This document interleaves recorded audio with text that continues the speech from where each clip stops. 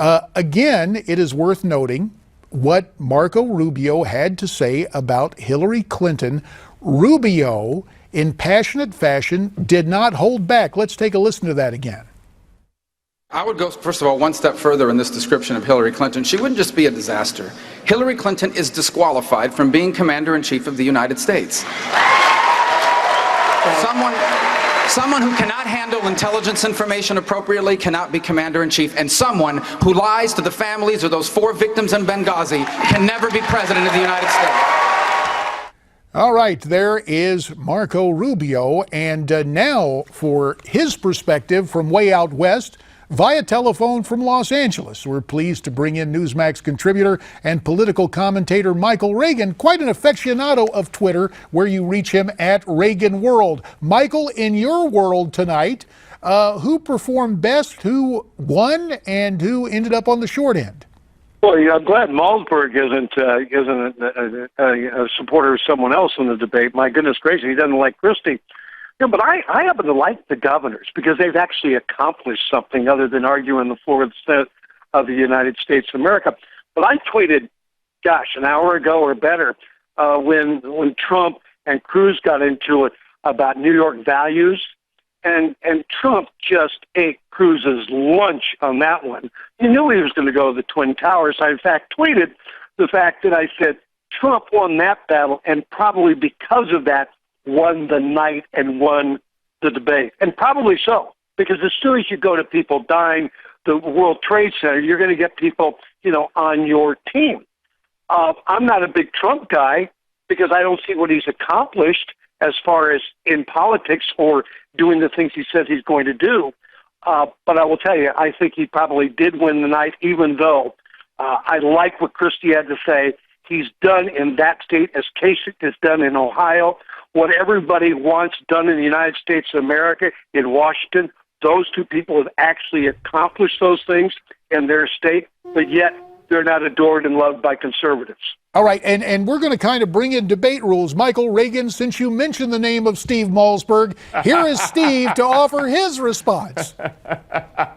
Hello, Michael. Good to see you, sir. Yeah, don't say everybody. My family will kick in.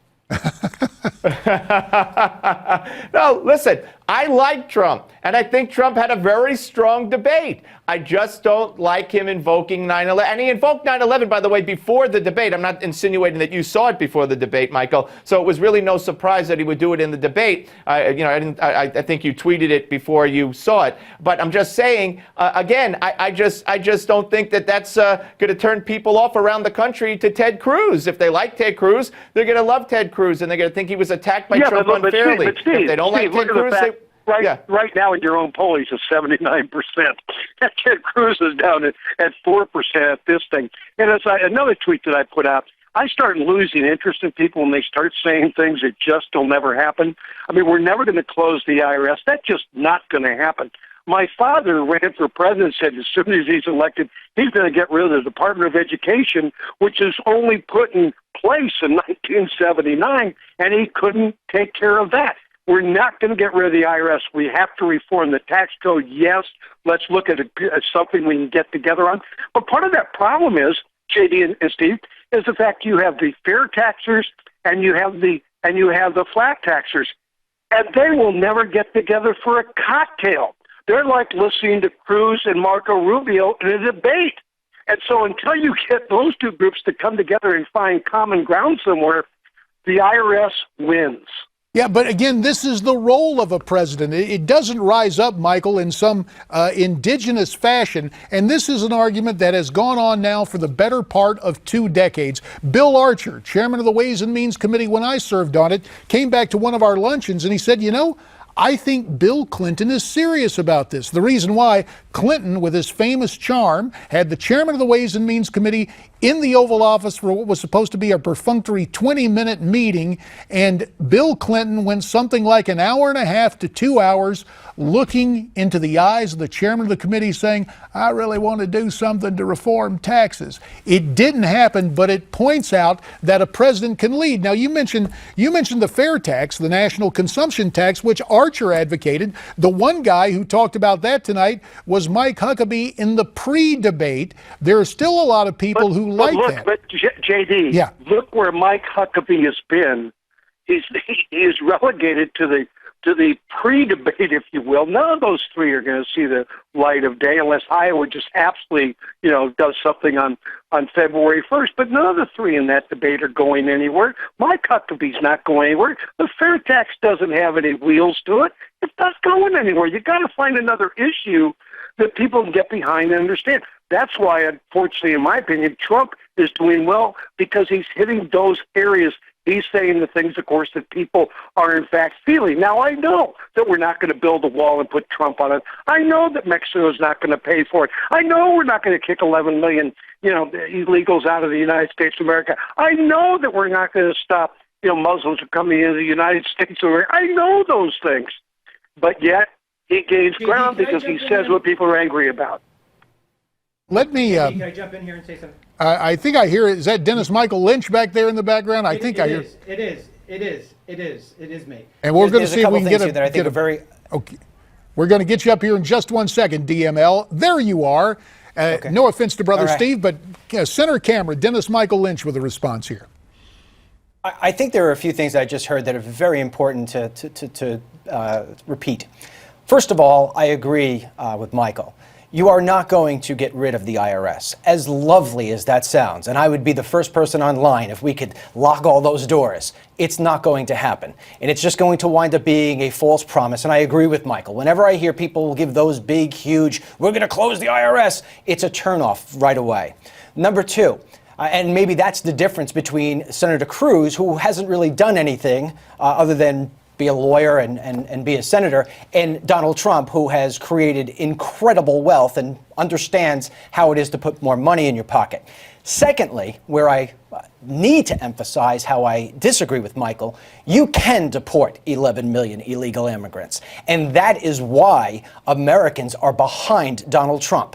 All you have to do is enforce the laws. And if you do, those people will go home and they'll stop coming in here. And then my last point, which is the most important one. To not mention 9/11 in a debate would be an epic mistake. All the things that we're talking about, Islamic terrorism, that all started on that day. We need to never forget. And that's why Americans love Donald Trump. He is striking a first of all, responsive Islamic terrorism started way before 9/11. But I just, I think you get the point. To say that Ted Cruz never did anything, Ted Cruz has argued about 8 cases before the United States Supreme Court.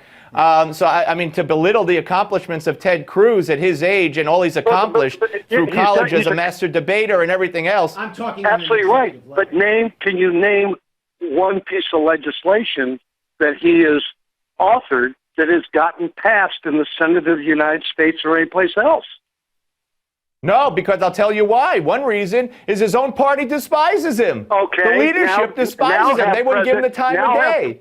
Now have President Cruz sitting in Washington, D.C. Unless he gets a 49-state majority, then what does Ted Cruz do with the Senate of the United States who disagrees with him on about everything known to mankind? He has not built many friends in Washington, D.C. He's built friends within the conservative movement, but he hasn't built a lot of friends in Washington, D.C. And the Republican Party is not just made up of conservatives. There's a whole lot of people in the Republican Party. And that is true, and there are newcomers in the Republican Party, and we would be remiss. Michael, earlier you were talking about the trio who was in the opening event, the undercard, if you will. Right. Carly Fiorina, Mike Huckabee, Rick Santorum. There were others on the main stage tonight who heretofore have not really shown debating ability, but who have improved with time. I thought there was one very interesting moment with Ben Carson, who used some humor and then gave a rather strident but eye-opening assessment about the Democrats. Let's take a look. Neil, I was mentioned too. You were? Yeah, I said everybody. Oh.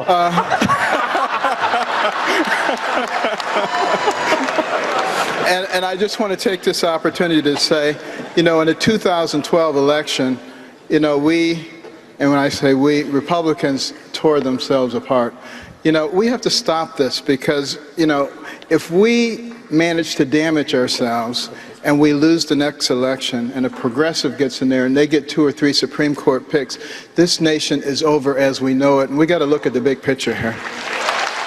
The big picture involving Dr. Ben Carson. Michael Reagan, one moment of aplomb there on stage that we just saw, but does Dr. Carson, is his campaign on life support now, losing the finance director today and some of the other changes at the top of that campaign? Oh, yeah, unless he finds a guardian angel, I think it probably is on life support. But it is interesting. What he says is absolutely true. Pay attention, 11th commandment, what have you. But yet 79% of the people viewing tonight and voting who won the debate are supporting a guy who could give a darn about the 11th commandment and belittles everybody known to mankind when he gets a chance. I mean, Jeb Bush, who I've known for a long time, you may not like him, you know, as a governor, maybe a nominee for the party, but he's not weak. He's very strong. You know, at Florida, he turned that state around, did a great job as governor of Florida. It's interesting how we love people until all of a sudden we don't love people. We thought Nikki Haley was great until she gave that talk the other night. Now we don't like her anymore. We conservatives jump off of our own train quicker than you could snap your fingers. And it gets a little tiring. Well, I think, Michael, people like the concept of a big tent. But for the past few cycles, conservatives have been relegated saying, you provide the votes for us, and then we in Washington will run things. And I think that's led to the level of the frustration and the opportunity for candidates such as Trump to find such success in terms of timing and context and message. Yeah, but you look today and say, hey, I've said this before, and I'll say it again. In today's day and age, with the way politics is, you know, I don't think that my father nor John F. Kennedy could be nominated by the respective parties. Ronald Reagan would be too liberal, and John F. Kennedy would be too conservative to be nominated by the Democrat Party. I mean, the Republican Party wouldn't nominate someone today who signed an abortion bill, raised taxes, no-fault divorce, and was a union leader. My God, he'd be the biggest rhino on the planet. Well, again, we all know that there are times when people succeed, and we appreciate so much of your time and perspective tonight. Michael Reagan joining us via telephone from Los Angeles.